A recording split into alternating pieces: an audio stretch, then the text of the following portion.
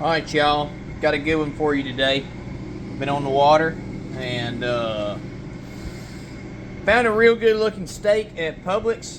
My preferred thickness is 1.25 inches, and my favorite steak is a porterhouse. So I saw one, and God's blessed me to be able to purchase it.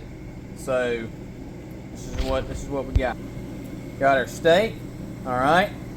Got the pan. It's hot, full of butter. Okay. The marinade of choice is Allegro. We're gonna go real simple today. We're gonna go with our Butcher all-purpose seasoning, cracked pepper. It's got a nice thickness, got a nice coarse thickness to it. All right, and that's all we're gonna put on there.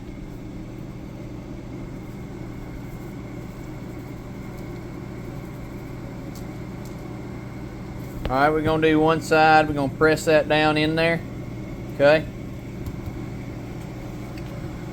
Maybe a little more than that. Just completely cover it. All right, push it down.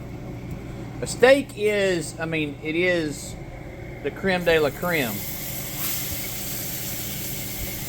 It's the best of the best. I don't have to be real fancy with it. It speaks for itself, if that makes sense. I'm not a big thermometer guy or temperature guy. It's just right now I got this stove on about a 4. I want it to be pretty hot, but not so hot that it doesn't actually cook up inside the steak some. I'm a medium rare guy, and overall this will probably take about 10 to 12 minutes to cook this one. Yeah, that's what I got. While we're waiting on this steak to cook, I'm gonna give y'all a little song. I think God's blessed me to sing. So this is Jason Aldean, Too Fast. I ain't the man that you thought I was. I'm not the type to make you fall in love. I can't undo everything I've done. But let me tell you right now, baby, you're the only one. I don't wanna be a restless soul, running on empty, burning up the road, never knowing what I'm trying to find, while the whiskey's turning in the back of my mind. I don't wanna take the long way home, sleeping in a roadside room alone, head in the clouds, foot on the gas, living my life too fast. Back to the steak cooking. So the 4 is a little bit low. I'm gonna turn it up just a tad, right in there. Gonna get that turning a little bit faster. I'm gonna go ahead and put the seasoning on there. I'm gonna get a good coating on it. Good coating. Press it down some. That side of the steak's still cold. I think that we're blessed with having all these companies that make the pre-mixed seasonings. I had a little girl one time who came over, and she looked in my seasoning cabinet and she said, "Oh, yeah, you got pre-mixed seasoning. Like, I don't use pre-mixed seasoning. I go with straight garlic and paprika and whatever other junk, But then she tasted my cooking and she said, "Now hang on a minute. She recanted of her judgmentalism on the pre-mixed seasoning. This particular, you can see how much I like it. Don't have much left in it. I've been using that on the fish. You seen that? I don't know if I did put it on any fish in any videos, but I have had some wahoo and tuna recently, and man, I coat that stuff down and just kind of sear it a little bit on either side and use it for sushi. Whew, man, alive. But yeah, this beef steak is gonna work just fine for it. All right, still waiting on that steak to cook. I had the pleasure this morning of having some people on a dolphin tour excursion. About 5% of what I do is I'll take people out on dolphin tours. I mean, the tips are almost just as good, and I don't have to do any work pretty much. But they were from Los Angeles, and one of them was a movie journalist. He stays in with the Now on the movies. So we sparked up a conversation about why movies today aren't as good as they were back then.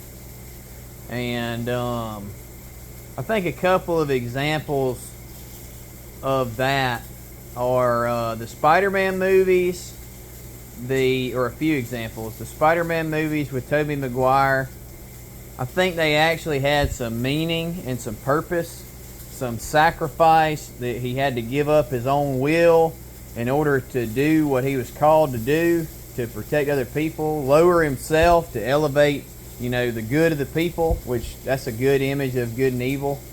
Star Wars, you had a serious battle. I mean, you had Anakin's internal battle was something serious. I have dealt with the same thing being a young guy and people talk in your ear, oh, you're great, you're great, you're great. And so you get a perception of yourself where you turn being young, you have the volatility of not knowing a lot. So you think that you know more than somebody who's older and wiser. So you had a serious battle, and when Obi-Wan and Anakin, when they came against each other, that was real stuff. And in both the new Spider-Man movies and the new Star Wars movies, like the Disney-made Star Wars, you have hang on, let's take a break.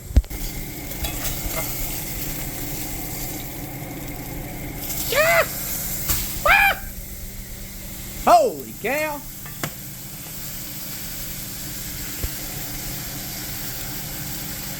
I know what this looks like, y'all. It looks like I burned the steak and it's done for. But I'm here to tell you, we're not too far gone, alright? So what has happened here is this stuff, that butter a lot of times will make that steak burn some on the outside. But also I already had a lot of char and seasoning in that pan. So some of that has stuck to the steak. I'm not going to let it run me off, okay? I will cook this side a little bit less, and I'll probably try to get my hands on some tongs before the next time I do that, because I just spewed stuff everywhere. All on the wall, all in here. I don't usually get these big steaks. I can't afford them usually, and they've been cutting them an inch thick, it seems like, everywhere now. But anyhow, back to the movie. In the new Star Wars, everything was comic relief. They put a female in a position, maybe more than one. It seemed like some libtard type of ideology. And I say libtard, it seems like some kind of progressive ideology was sewn into the movie. And they put females in roles I didn't think they should, and a lot of it, way too much of it, was comic relief. There was no serious battles. There was no serious struggles. It just, a lot of it was comic relief, and I hated that. Same thing with the new Spider-Man movies. There was not any kind of serious struggle. It was just a boy, not a man. A man has to sacrifice and lay down himself for the good of others. It's a Christ-like good and evil scenario, all right? And so, yeah, and I guess one more example of that is the Lord of the Rings. So they didn't really saturate it with a lot of and this is kind of it's kind of off the track, but J.R. Tolkien, he was a believer, and he put a lot of thought into the lore of Lord of the Rings.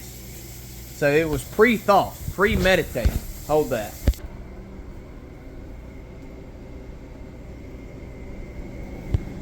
This is the other side of the steak. A little bit charred. Might have had that eye a little bit hot, but it's not gonna scare me away. I'm finna eat that thing. We're gonna see what it looks like when I cut it open. So you want to let a steak settle for a while. You want to let it sit there for, I say, 15 minutes. Just let it sit there and let the juices stay inside of the steak. You start cutting on it when it's real hot, it's going to let those juices out. All right. So anyhow, Lord of the Rings, they had a man who had thought out a lot of lore and things that made the story tie together beforehand. And those things that made the story tie together were ultimately manly things. And it was the small and the weak that fulfilled those manly things. Insignificant of self, hard journey, hard walk, and for glory? No, actually probably gonna die doing this. And Frodo and Sam, it's a Christ-like story. At my expense, to my belittlement, I'm going to walk a difficult road. You know, Jesus in Gethsemane. If there's any other way, God, if it be your will, let this cup pass from me. Yet not my will, but your will be done. God's will is to love people. And loving people requires sacrifice. Loving people requires the image of Christ. Laying down your own life for the sake of somebody else. And that's what made the old movies good. You come up with some new garbage. You get away from Christ-like themes. Heck, a great movie that I love, I watch it every time, and I like it more and more every time, is Oh Brother, Where Art Thou? What is saturated in that movie? Well, I mean, it's kind of like a religion type of thing, but I mean, they're getting in touch with reality. It's a based movie. So, yeah, I think if we had more Christ, if we had less women in places they shouldn't be, like in some kind of combat, some type of elevated combat role, or some type of kingly role, it's not where women should be. Now, you might be turning me off, you might be kicking me to the side right now, but let me make a case for where women should be and how important they are in a role. Let's take Aragorn in The Lord of the Rings. That conquest was completed by the female role. If he would have been alone ruling, there would not have been a compliment, and there would not have been such a fulfillment of what came in the end. A beautiful example of a pure woman with a good father whose father loved her dearly, who it killed him to give her up, but he needed to do it. It was her decision. And, I mean, come on. Is that not enough? Is that not enough? This might not be... I'm not a big fan of Megan Fox, but, I mean, in Transformers, Shia LaBeouf. Come on. It just added so much to the story. It's a great role for a woman to be in. It's a completion. It is a compliment that you can't, I mean, you don't have the good movie without it. That's my 2 cents on it. We'll get back whenever that steak is good and rested up. Alright, y'all. Got the stove and the wall good and cleaned up. About to get cut on this steak, but real quick, I think the Transformers analogy or reference is probably not a good one, just because I thought back on it. I was like, man, Megan Fox was very sexually exploited, which is probably a good thing. Meeting her lifestyle, you know. But as far as I don't even have to go outside of the movies that I referenced. So we already went over Lord of the Rings, but also in Tobey Maguire's Spider-Man, Mary Jane. You don't have a Spider-Man without Mary Jane. You just don't. You don't have to put women in positions in leadership or combat in order to make a good movie. And I think that is just one of the reasons that the newer movies are not doing as well as the older movies. In addition to things like the streaming platforms and yada yada, where not everybody goes to the movie theater. But you gotta admit, in the early 2000s up to like 2015, 14, if you made a good hit in the box office, it made bank, and it put butts in seats at the theater. Yeah, just those days seem like they're gone. Maybe YouTube is up and coming. More than up and coming. Yes, I mean, it's already banging. Actually, I'm going to turn on the YGT $3 million yada yada.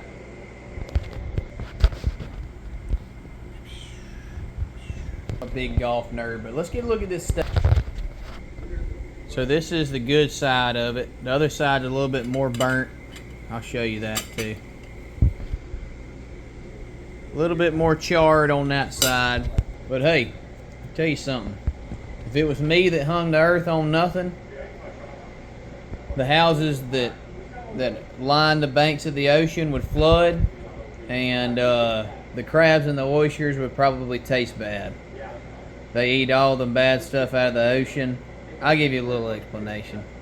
They eat all the bad stuff out of the ocean. The oysters filter all the bad sediment. The crabs eat all the nasty chicken legs and rotten fish on the bottom. And they end up tasting good. And God hung the earth on nothing. And the gravity of the sun and the moon is controlling the water. And somehow or another, it doesn't flood all the houses on the coastline, and the water doesn't leave totally from the areas that I fish. It goes up and comes back down.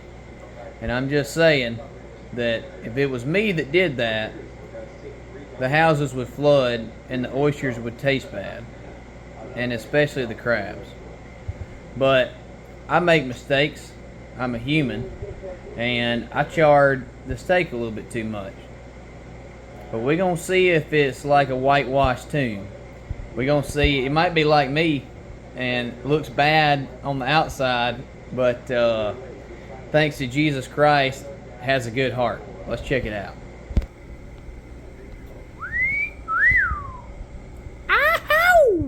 So that's the New York strip portion. Let's get the other side. And there's the filet portion. Don't judge a book by its cover. Don't judge a steak by the outside of it.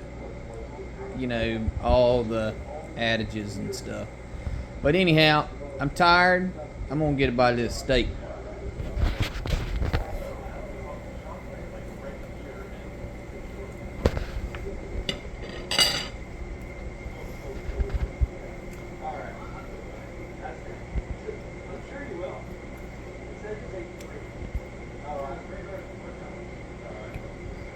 You can't fake this smile. You can't fake it. That's good. Appreciate y'all following along, listening. I'll catch y'all next time.